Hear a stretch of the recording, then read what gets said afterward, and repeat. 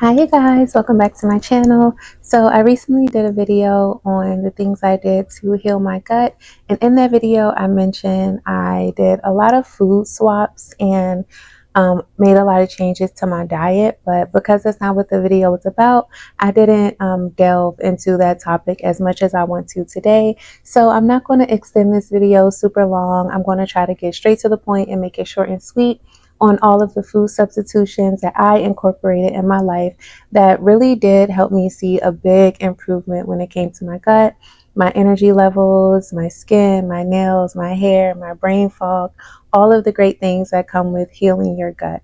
So without further ado, let's jump straight into this video.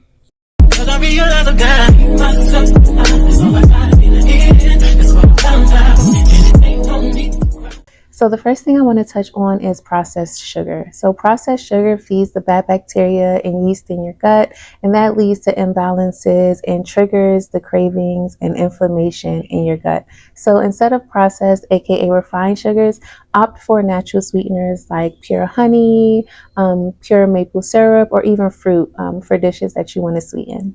So for me, I'm a big candy girl. Well, I was a big candy girl. I'm not really a big candy girl anymore.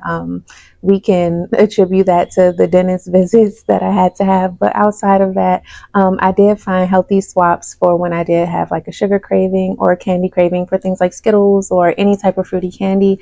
I did find, well, I saw someone eating frozen grapes on TikTok, so I tried it out. Frozen grapes are really good. And when you freeze them, it gives it that candy feel. You can suck on them. They're still super sweet. Or I will opt for dark chocolate. I was never a dark chocolate girl, but it is an acquired taste. So I did grow to love dark chocolate. Or I'll eat like nuts covered in yogurt or nuts covered in chocolate. Or I will find, well, actually my mom found these cookies on Amazon. They're actually sugar-free, gluten-free, they're keto-friendly, and they're actually really delicious. I'll try to pin a picture. So I really just substituted all of the old snacks and cookies and candies and things I would eat for options like that. So definitely opt for things like that. And if you don't want to do that, just try to find, it's 2025. So there's most likely a sugar-free version of anything that you like to snack on, Reese cups, anything like that. There's a sugar-free, healthier version. So as you're on your journey, of course, you can't just go cold turkey. Try to opt for those things instead of what you would normally opt for. So the next thing I want to touch on are highly processed foods and deep fried foods. So highly processed foods and deep fried foods are often loaded with unhealthy oils and preservatives and things that damage your gut and slow down digestion. So instead of opting for the fried chickens or the whatever fried foods you're eating and cooking it in maybe canola oil or vegetable oil,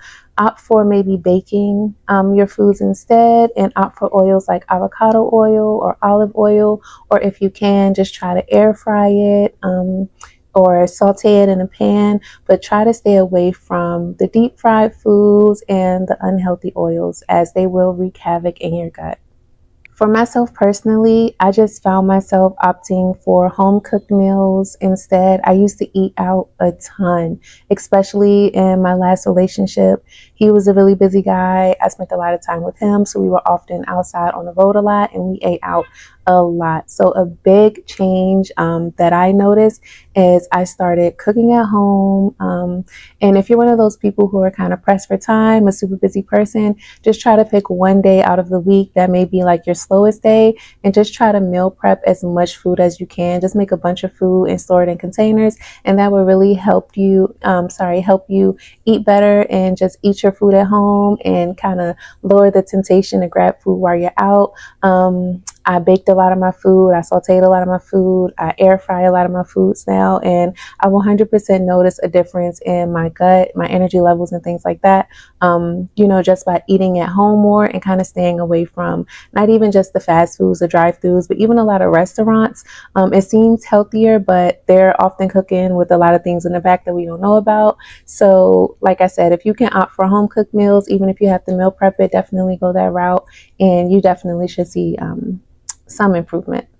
Okay, so the next thing I want to talk about is conventional dairy. So many people consume dairy. It's in most people's diet. For me, I do have a dairy intolerance. I do have a lactose intolerance. So I did cut dairy out of my life. And pasteurized dairy, like cow's milk, often causes inflammation in your body and it causes digestive issues. So if you can, just try to opt for things like almond milk, oat milk, coconut milk. There's a lot of dairy-free options now, especially in 2025. I've come across a lot, so I'll try to either pin pictures or I'll pin it in the comments. But I found a really tasty dairy-free Parmesan cheese. I found a really tasty dairy-free whipping cream, and other types of cheeses. I even found a dairy-free sour cream. So it allows me to eat a lot of the things that I really do still love to eat, like my tacos and, anything that I would normally want to put cheese in or milk in and still enjoy it. Like I said, there are a lot of brands now that are getting really, really good with the taste. It is going to probably take some trial and error, of course, if you're trying, different brands and options, but I highly recommend doing that because you most likely will come across a brand that you like and you can tolerate, and the difference you'll see in your gut is going to be amazing. I think cutting out dairy was one of probably not even one of probably the best thing that I did with every topic that I'm going to touch on. It's like night and day since I cut dairy out of my life as far as the inflammation and the pains. I used to have pains in my joints and things like that I would try to take things like potassium or other supplements to heal, but I 100% believe that cutting out dairy did help reduce a lot of the inflammation I had in my body. So again, if you can find dairy-free options for any dairy product that you're consuming, please do that, and you will definitely see a change. So really quickly, some of my favorite dairy-free products that I found this cheese. I believe I found it at Whole Foods. I 100% love this cheese. It tastes so good. It doesn't have that funky smell or that funky taste, and the melt is pretty good. I also found this cheese that I love. I put it on my sandwiches, salads, and everything like that. It's really, really good. And I also found this at Whole Foods. I found this heavy cream. This was either at Whole Foods or Sprouts, or it might be at both. This heavy cream is really good. You can't tell the difference between the heavy cream with the dairy, so I can still make my meals like my Alfredo and things like that. Only I would use like wheat noodles. I would add spinach, baked chicken, so you can still enjoy your Alfredos or whatever pastas or whatever you make with heavy cream. I also found this milk that I love. It's almond milk. It is really, really good. The ingredients are short, sweet, and simple. It doesn't have all of the gums and everything like that in it. I found this creamer for my coffee that's dairy-free that I love. So again, there are so many different dairy-free options that you can find now that are tasty that you can incorporate in your diet starting today. Okay, so the next thing I want to talk about is caffeine. Now, while a little bit of caffeine is okay, excessive caffeine will irritate the lining of your gut, which will trigger your stress hormone, which also causes bad digestion. So if you can, just opt for the caffeine-free versions of your drinks, or you can go for green tea, matcha tea. I love my caffeine-free coffee. It's still delicious, as I'm not really drinking coffee for the energy anyway. I just love the taste. I found caffeine-free Sprite that's also sugar-free and 0 calories. I love these San Pellegrino drinks, caffeine-free, sugar-free, very, very low on calories. So again, if you can, just try to cut back on the coffee while you're in your journey so you don't have to go cold turkey, and eventually just opt for the caffeine-free alternatives. So the next thing I want to talk about is alcohol. Alcohol irritates the gut lining, it throws off your microbiome, and it slows down the healing process. So if you can, go for alcohol-free versions of things, opt for a cute mocktail, or go with sparkling water with fruit or kombucha, but in moderation, to definitely heal your gut.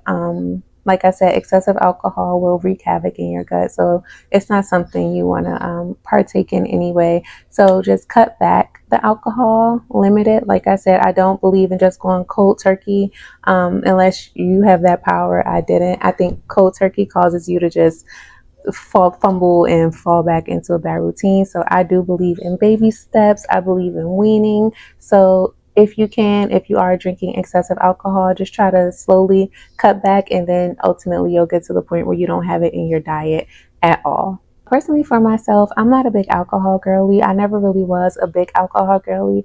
Of course, I used to love to go out and have like a drink with my girlfriends. Back in my younger days, I won't age myself, but now I will take a mocktail any day. It still makes me feel like I'm having a cute drink, but without that alcohol in my body and that leftover hangovery alcohol feeling. Or I'll have a glass of red wine. I love me a Merlot, or I love me a Cabernet, but I still do that in moderation. Like I'll randomly have me a glass of red wine, very, very randomly. So that's okay. Kombucha again is okay, but in moderation, or I'll go for like a herbal tea. But those are just some of the substitutions that I found that definitely help me, especially in cutting out alcohol out of my life.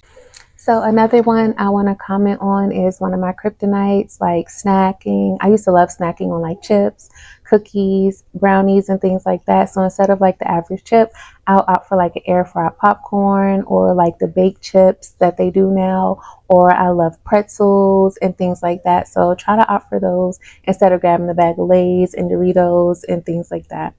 Okay, so the last thing I want to talk about is dessert, and it's one of my favorite meals parts of the day. So instead of maybe chocolate cake or apple pie or anything like that, I actually found a recipe for this chocolate avocado mousse that someone made. Either it was on TikTok or YouTube. I'll find it and I'll try to link it. It's so good. Or you can go for like a chia seed pudding. Chia seeds are great for you, and chia seed pudding is delicious. I'll try to link a video for that as well. Or instead of like an apple pie, you can bake apple slices with like cinnamon, nutmeg, a little bit of brown sugar. So to kind of take you away from indulging in that big old piece of apple pie.